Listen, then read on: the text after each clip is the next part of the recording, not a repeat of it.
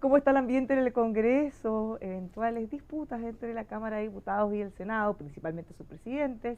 ¿Qué está ocurriendo con las reformas del gobierno? Son algunas de las materias que trataremos hoy con Iván Flores, presidente de la Cámara de Diputados. Bienvenido, ¿cómo está? Muy bien, Bárbara, buen día.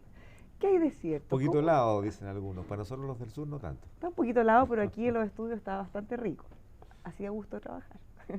Cuénteme, ¿cómo está el ambiente en la Cámara? ¿Qué hay de estas eventuales disputas entre usted como presidente de la Cámara de Diputados y el presidente del Senado? Bueno, en realidad me sorprendí mucho al leer hoy día la nota de MOL en términos de que hay una disputa entre los presidentes y la verdad es que no es así. Podremos tener diferencias de cómo enfrentar un proyecto, puede ser, pero yo tengo una muy buena relación con Jaime Quintana y lo debo decir con claridad. Además que disputa, perdón, se habla de desencuentros, que es Bueno, distinto, bueno, porque siempre la finalmente los caminos van coordinación. hacia lados distintos. Siempre la coordinación, Bárbara, se puede mejorar. Eso es una cuestión inherente a las relaciones de las personas. Pero, a ver, de lo que decía la nota periodística de hoy, yo diría que cuando llegan personas nuevas a las instituciones, tratan de colocar tal vez sea su sello personal o su manera de trabajar, como fuere, y a veces nos saltamos algunas normas de un comportamiento que pudiese ser más adecuado. Yo creo que la llegada del fiscal, perdón, del actual secretario general del Senado ha generado justamente esa complicación y lo voy a decir con mucha claridad. Y ¿Por no qué? tiene que ver con una mala intención, ni mucho menos, sencillamente porque tienen que seguirse ciertos ritos. Para empezar, yo creo que el señor Guzmán tiene que entender que la Cámara de Diputados no es el hermano chico del Senado. Ambas cámaras son absolutamente homólogas, son completamente complementarias a su tarea. Uno es la Cámara de Ingreso, la otra es la Cámara Revisora y viceversa, depende por dónde ingresen los proyectos. Desde ese punto de vista, y tal como hoy día se establece, no hay ninguna precedencia, excepto cuando el presidente de la República debe dejar su cargo de manera permanente, es quien lo sucede. Y ahí el único orden de precedencia que lo establece la Constitución es el presidente del Senado y el presidente de la Cámara. En ese orden. Y de hecho es distinto a lo que protocolarmente se estila, en que es presidente de la República, presidente del Senado, presidente de la Corte Suprema y presidente de la Cámara de Diputados. Cuando se sucede al presidente de la República, el presidente de la Corte Suprema queda fuera y es presidente del Senado. A ver, ¿por qué te digo esto? Porque es la única parte en donde está escrito de que el Senado tiene una mayor, comillas, jerarquía que la Cámara de Diputados.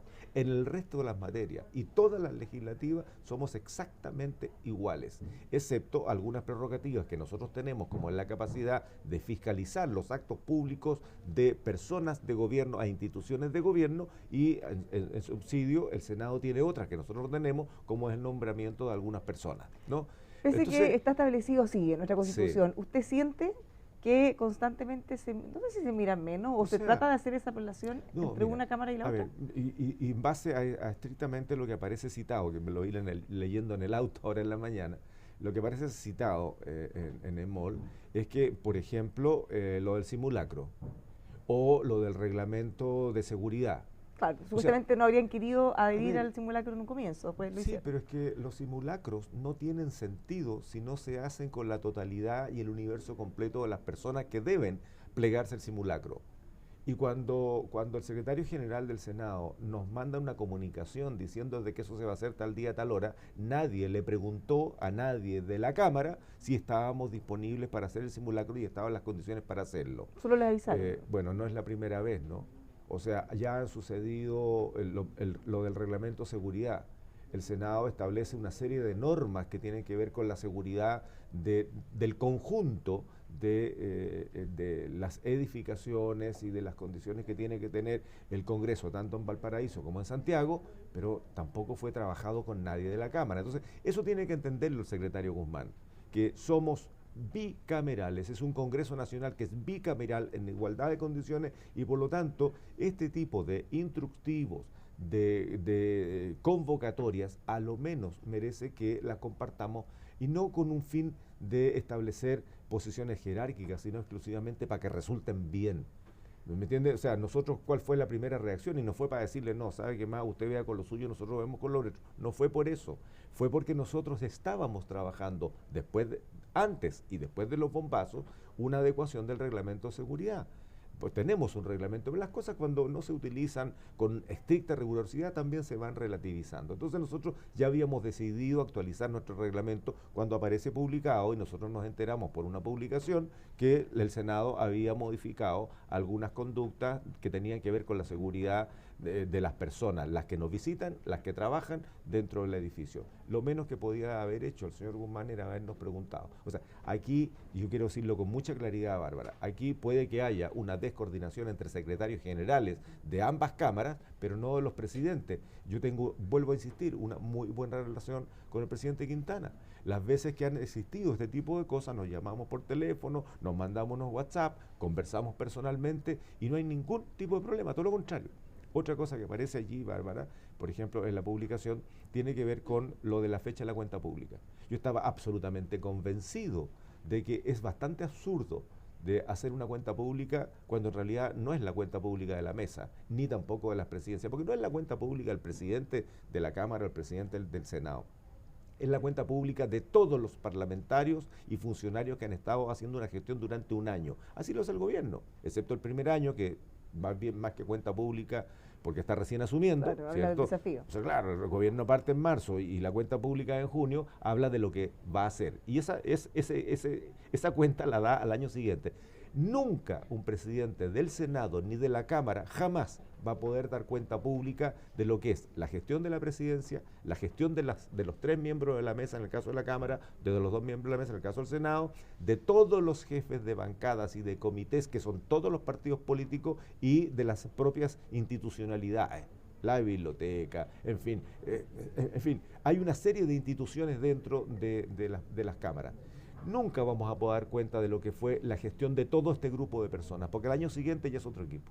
Entonces yo decía, bueno, lo lógico es que la cuenta pública sea al final del mandato, hagámosla en enero, antes de salir al receso. Y como el gobierno necesita también modificar la Constitución, y lo conversamos con varios ministros, y la razón es súper simple, porque cuando la cuenta pública presidencial estaba el 21 de mayo, en el fondo se opacaba la conmemoración de las glorias navales. Y por otro lado, además, siempre en un feriado se complicaba la ciudad de Valparaíso, en fin. Bueno, todos entendimos eso y perfecto, se pasó para el 1 de junio, pero quedó 1 de junio. ¿Qué va a pasar el próximo año? No, el próximo año creo que es bisiesto, el siguiente que es domingo. En fin, ¿le interesa a la ciudadanía eso? Entonces, ¿qué es lo que quiere el gobierno? Hacerlo el primer martes de cada junio.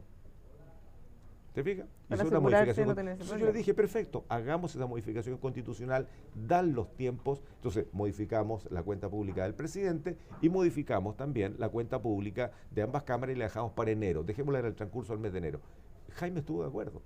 Pero ¿y qué pasó? él lo presentó, por lo que me informó, a régimen interno, a comités del Senado, y le dijeron que no hubo unanimidad para hacerlo, por lo tanto no se hizo. En cambio yo tenía la unanimidad, desde el Frente Amplio hasta la UDI, de todos los partidos políticos, porque entendían que era la lógica. O sea, no es un tema entre los presidentes, sino que hay sus propias estructuras y sus propias maneras de resolver. Por algo somos bicamerales. Pero en el resto de lo que aparece publicado, yo creo que más bien aquí hubo una falta de coordinación entre los secretarios generales, y más bien creo yo, y esta es una opinión personal, esta sí es absolutamente personal como interpretación, que creo que don Raúl Guzmán tiene que entender de que efectivamente hay un hermano gemelo al cual tiene que preguntarle cuando quiere modificar la pieza. Ahora, tal como usted dice, quizá más que un error de coordinación, tiene que ver con cuánto quieren coordinar, porque si finalmente siempre van a estar desde el Senado tratando de tomar medidas sin preguntarle a usted, eso va mucho más allá de no coordinarse. Sí, lo que pasa es que, claro, uno tiene que usar el sentido común en términos de coordinarse en aquellas cosas que afectan al otro. Si eso es exactamente lo que pasa con el Estado de Derecho. Mi derecho a hacer todo lo que yo quiera hacer termina cuando empieza el derecho del otro. Algunas cosas están reguladas por ley, o existen normas para ello, y la otra es el sentido común. Yo no puedo avasallar al otro, pasar encima del otro sencillamente porque creo que lo que yo estoy haciendo está bien. Siempre uno tiene que estar disponible para pensar en cómo lo que yo hago afecta al otro. Es una norma de comportamiento humano elemental, es básico. Bueno, en el Y aquí sentido... somos dos instituciones. Yo, mira, en lo personal,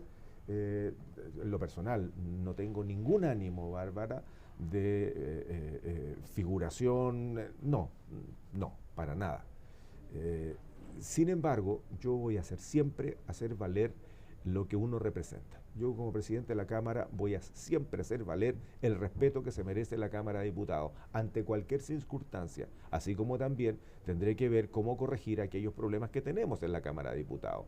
Esa es mi pega, ni más ni menos. En algún minuto las críticas se dirigieron a usted justamente por algo similar, en el sentido contrario, cuando usted encargó un estudio para evaluar los costos que podría tener eventualmente trasladar el Congreso a Santiago. Sí. ¿Sigue con esa idea? Bueno, sin duda, si estas cosas son serias, uno no puede lanzar un tema tan grueso, tan trascendente, sin tener algo del que sujetarse sólidamente. Ahora, yo se lo mencioné al presidente Quintana. Ahora, no hicimos un acto junto, porque tampoco fue un acto junto, tampoco fue un anuncio oficial, fue una nota de prensa. O sea, recién van a evaluar cuánto vale. Bueno, un periodista me preguntó si era efectivo que yo había encargado. Por lo demás se dijo en comisión de régimen interno, se avisó de que estábamos en esto. ¿Por qué? Porque esto surge cuando se nos informa de que estamos en necesidad de hacer mejoras en el edificio principal de Valparaíso. También hay que hacer algunas mejoras en el edificio de Santiago, pero las que urgen son las de Valparaíso y no son menores. Esta vez ya no es una pintura, el arreglo de una puerta o el arreglo de una ventana. Esta vez son reparaciones bastante más importantes y que tienen un alto costo. En paralelo, el número de comisiones, a diferencia de lo que anunció el ministro Chadwick en términos de que hay que disminuir las comisiones como parte de su reforma política, nosotros hemos estimado que es al revés. Le pediré al ministro Chadwick que nos deje de trabajar como el Parlamento pueda trabajar más cómodo y más eficientemente. No le meta mano a eso, porque ya éramos 24 comisiones, hoy día estamos en 30 comisiones. ¿Y por qué? Y te voy a dar un solo ejemplo, Bárbara, que seguro le va a hacer sentido. Hay una comisión que es la Comisión de Familia y Adulto Mayor. Todos sabemos que los adultos mayores ya están cerquita de ser el 20% de la población. Sin embargo, la agenda de la Comisión de Familia ha estado principalmente concentrada en los temas de infancia. Desde los líos del Sename para adelante, infancia y familia, básicamente. Y siempre los adultos mayores han quedado siempre al final de la tabla, por cuestiones de la disponibilidad horaria, de la disponibilidad de infraestructura y por una serie de razones. Las comisiones sesionan 2 horas a la semana, excepto algunas que por urgencias sesionan los lunes y donde también nos faltan las salas, en fin. Que esa es la otra parte. Ahora regreso rápidamente. Regreso a la justificación del traslado al Congreso de Santiago. Y es que hay que construir un edificio para comisiones. El edificio del Congreso uno lo ve imponente y es grande, es así. Pero faltan espacios para poder hacer ciertas tareas. Una de ellas es la de comisiones. Por lo tanto, se retomó un proyecto que era el de construir un edificio más pequeño dentro del mismo terreno. Y eso también tiene otro costo que hay que evaluar.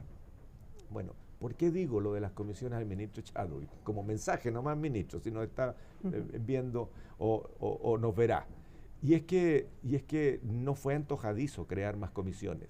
Y es porque hay segmentos de la población que se estaban quedando sin respuesta. Adultos mayores es una de ellas.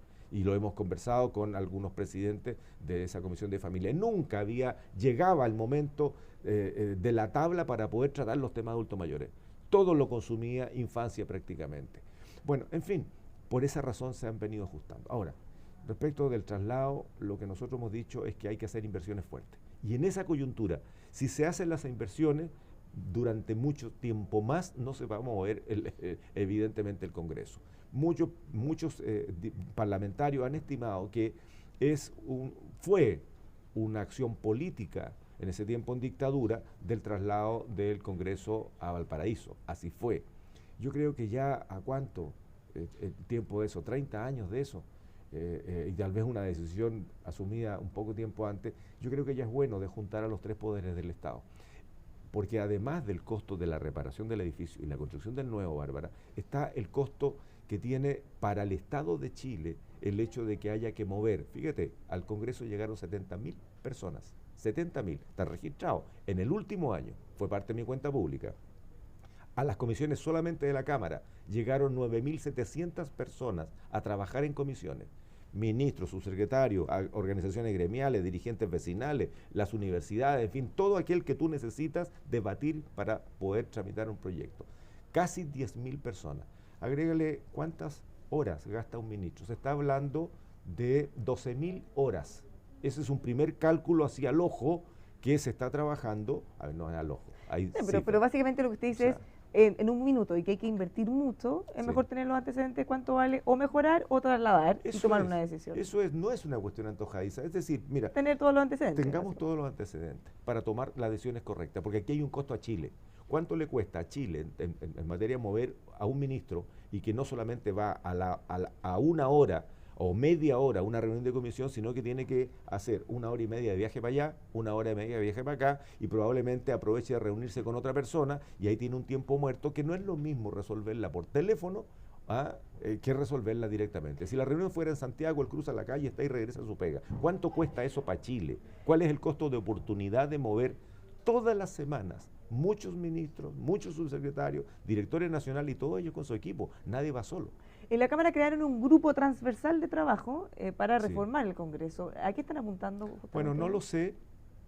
Han habido varias iniciativas, no lo sé en estricto rigor, yo no he participado, todo esto acaba de ser reciente. Entiendo que el diputado Rodrigo González, con quien hemos conversado en algunas oportunidades, él ha estado bastante motivado de hacer una modernización, más allá del edificio, modernización del funcionamiento.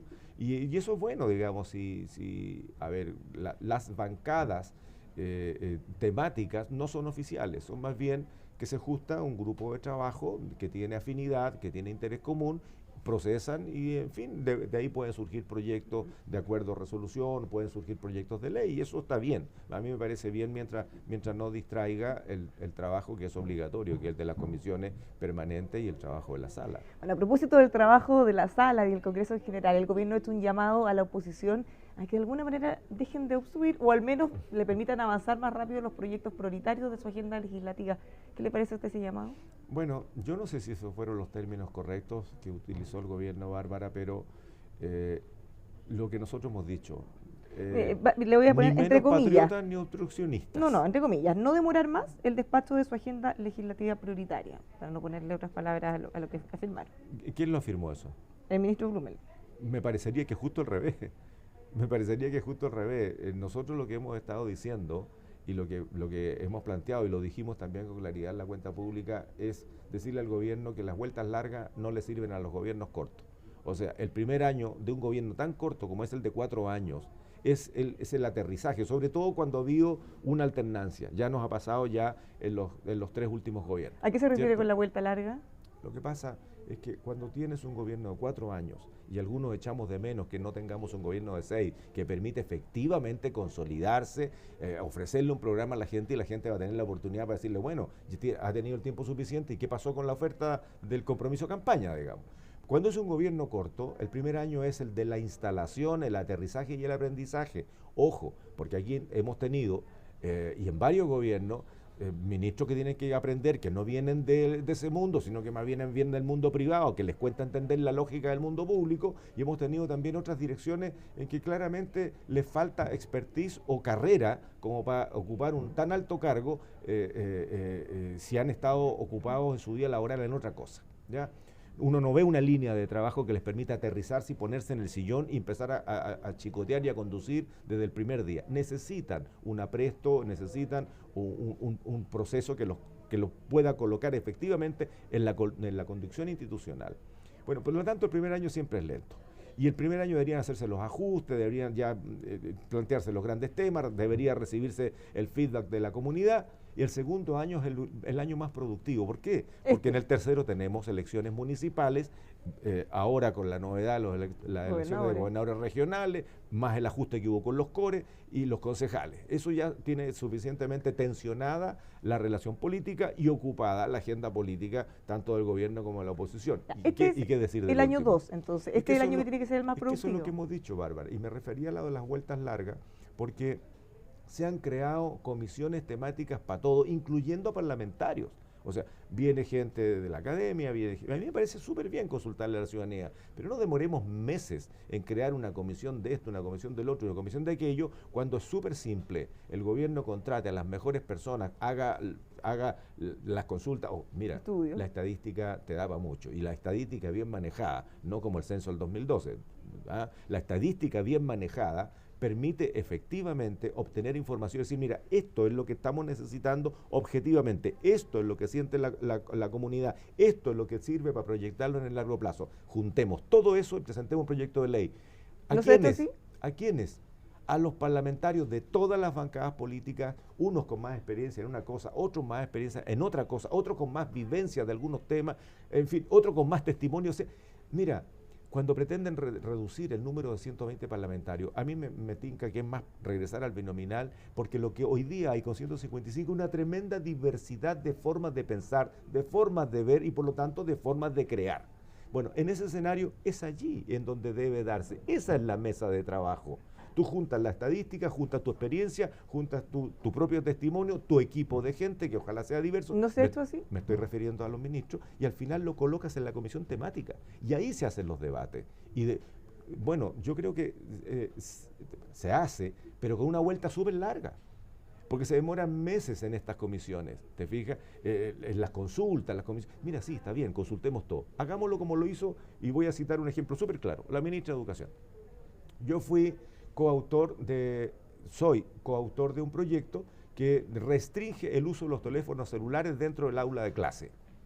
No es invento nuestro, si la pólvora ya la inventaron los chinos hace varios miles de años, esto lo están haciendo los países que se dieron cuenta que la captura que este aparatito hace de las personas, hoy día la vida familiar se trastoca, la vida personal también. O sea, en vez de estar haciendo ejercicio, en vez de estar compartiendo con la familia, en vez de estar debatiendo y yo estar poniendo atención en lo que tú me estás diciendo, Bárbara, estoy preocupado del chat que me acaba de llegar y suena cling, y cuando están metidos en 20 grupos son 20 clics cada. Entonces, al final, cuando un niño que necesita recibir de su profesor la mayor atención y está distraído, haciendo como que mira para allá, como que piensa para allá, pero en realidad está mirando para abajo, y cuando siente ese clic o siente la vibración que tiene, y mira para abajo, ese niño no está preocupado, no está concentrado. Mira, tenemos tanta diferencia, Bárbara. Pero lamentablemente se nos acaba el déjame tiempo. cerrar la idea, nada más. Tenemos tanta diferencia con los países asiáticos que para poder aprender a leer Emol necesitan aprenderse 3.200 caracteres para poder leer un diario. Nosotros, para poder leer y comunicarnos, necesitamos 600. Ese es nuestro cesar de palabras, 600 versus a 3.200. O sea, nuestra capacidad de aprendizaje la vamos reduciendo porque nuestro lenguaje ya se ha achicado, nuestra comprensión de lectura. Léete cualquier CIMSE, cualquier prueba de evaluación de nuestra educación chilena, cualquier gobierno. Y la verdad que es patético de cómo la capacidad de comprensión de lo que tú lees, lo que entiendes, tiene que ver con tu formación cultural. Entonces, yo soy coautor de un teléfono que restringe el uso, más bien prohíbe el teléfono celular dentro del aula de clase. ¿Qué fue lo que hizo la ministra de Educación? Una semana. Consulta. Una semana consultó. Listo, entiendo que tiene una respuesta, yo no la he visto. O sea, ese es tiempo suficiente si no tienes el antecedente a priori, porque si no hay que leer lo que hicieron los alemanes, los suizos, qué decir de los finlandeses. Ahí no te entra un teléfono celular al colegio. ¿Ah? Bueno, entonces, consultas cortas. El resto dejemos al trabajo legislativo donde tiene que hacerse. La casa de la discusión legislativa es el Congreso. Diputado, finalmente, el proyecto que ha generado más polémica en el último tiempo de flexibilidad laboral versus la rebaja de la jornada, el proyecto del gobierno versus el proyecto de la diputada Camila Vallejo. ¿Usted cree que el gobierno perdió la campaña o la batalla comunicacional? O sea, completamente, porque, a ver, aquí hay muchas cosas respecto a este proyecto, ¿verdad? Lo primero es que yo creo que no están los estudios de base, ni en un proyecto ni en el otro proyecto, lo suficientemente sólidos como para decir, mira, vamos a impactar la economía de tales o cuales maneras. No están los estudios de base completos para decir cómo vamos a impactar en términos de satisfacción, te fijas, de la comunidad social, te fijas, respecto del más tiempo para la familia, más tiempo personal. Veamos si efectivamente existen esas alternativas o tenemos otros problemas que tienen que ver con el estrés de las personas, sobre todo en la ciudad grande. Yo creo que esos estudios todavía no están, ahí tenemos que recorrer. Con los dos proyectos. proyecto. Por otro lado, no pasó nada del punto de vista del rendimiento económico cuando se bajó la jornada laboral de 48 horas a 45 horas. No pasó nada. Algunos decían, se va a caer el país, se va a desarmar Chile. Claro, con los trabajadores que ya tenían empleo. No está muy claro respecto, de hecho algunos dicen que efectivamente pueden haberlos contratado con salarios menores a los nuevos trabajadores. Bueno, ahí podría dar una mirada. A eso me refiero. Faltan muchas revisiones de lo que impacta este tipo de cambios que son tan importantes. A mí lo que me preocupa es cómo esto puede afectar, más que la inversión de las grandes empresas, es cómo puede afectar a la micro y pequeña empresa. Esa es la preocupación principal. No respecto de, por ejemplo, el trabajo productivo normal, porque lo que nosotros necesitamos, y vuelvo al Asia profunda, a diferencia de lo que ocurre en Japón, lo vi, estuve allí, veíamos, no hay distracción. No hay, oye, nos tomamos un cafecito, sí, se juntan 2 o 3 y se toman el cafecito, conversan lo que pasó en el día. Yo no estoy diciendo que los trabajadores sean así, pero hay algunos. Y en ese escenario, cuando rebajan la jornada en Japón, y trabajan las horas que trabajan, pero las trabajan. O sea, es una máquina de producir, tal vez porque sea otra idiosincrasia. Ahora, el gobierno le puso suma urgencia, ahora sí para finalizar, suma urgencia a su proyecto, ¿usted estaría dispuesto a aprobarlo? Mira, a ver. Bajando la jornada, yo creo que si somos capaces de ser más productivas, una rebaja en la jornada laboral es una medida adecuada. Pero creo, y quiero ser súper serio, Bárbara, a costa de que reciba crítica por no estar del todo alineado con esto, pero a mí me preocupa mucho, y hay que decirlo con seriedad, cómo pueda impactar no solamente a la economía, sino que también al propio empleo. Hay que evaluarlo bien. Si hay que hacerlo, hagámoslo, pero evaluémoslo bien, no a la carrera porque alguien perdió un gallito o sigue tratando de muñequear en esto. Yo creo que lo más importante es respecto del trabajo, Bárbara, y esto también hay que decirlo con claridad, que aquí hay cuestiones que faltan. En términos de, por ejemplo, nadie le está hincando el diente a cómo podemos usar horas laborables en cada una de las empresas para ir preparando a los trabajadores a lo que se nos cae encima. A ver, no es una paloma que nos va a hacer algún tipo de jugarreta sobre la cabeza. Se nos va a caer un piano sobre la cabeza si no estamos preparados respecto de la automatización del trabajo y de la robotización. Mira lo que pasa. Hay muchas cosas que hacer. Anda una bomba de benzina. La misma COPEC de antes, que atendían 4, 5, 6 bomberos, multiplícalo por 3 por los turnos, 24 horas, fines de semana, o sea, estaba hablando de, no sé, 25 personas, 30 personas. ¿Qué pasó con esos 25 o 30 bomberos de la COPEC que ahora fueron reemplazados por una tarjeta? ¿Qué es lo que está pasando en Sodimac? ¿Qué es lo que está pasando en las tiendas donde ya no hay cajeros, sino que lo que hay es ¿cómo se llama? Un lector que tú tomas y tienes que leer? Esa automatización del trabajo es la que va a producir un desplazamiento brutal de los trabajadores. La pregunta es qué estamos haciendo como país. ¿Por qué no destinamos algunas horas para reconvertir, y no en peluqueros o sastres como lo hicieron en Concepción cuando cerraron, o en Talcahuano, o en Coronel cuando cerraron las minas de cobre, y la gente dijo, fantástico, yo quiero ser peluquero, yo quiero ser un buen sastre, pero se llenó de peluqueros y sastres y la gente no tuvo pega. Entonces, ¿qué vamos a hacer ahora?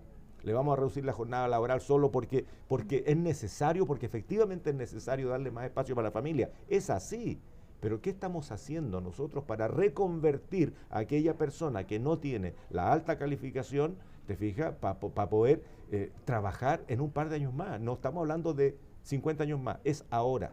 Muchas gracias por habernos acompañado esta mañana en Emuel TV. Nos quedaron hartos temas, así que lo invitamos a volver. Te voy a contar pronto. Después lo que pasa con el cambio climático. Vengo llegando de Parlamérica y lo dejamos invitadísimo para que bien. Vuelva pronto. Encantado. Lo dejamos a ustedes invitados a que siga junto a nosotros en emol.com.